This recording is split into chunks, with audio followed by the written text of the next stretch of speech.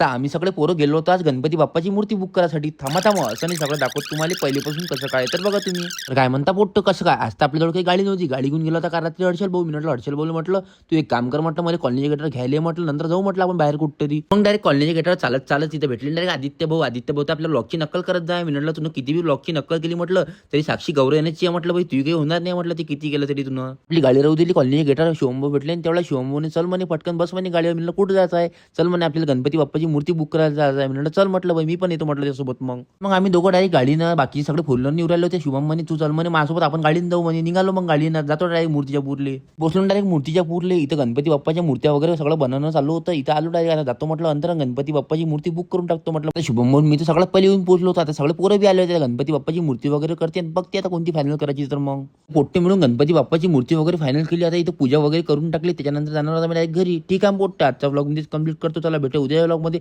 सध्यासाठी bye bye. शेवटी आपल्याला follow करा.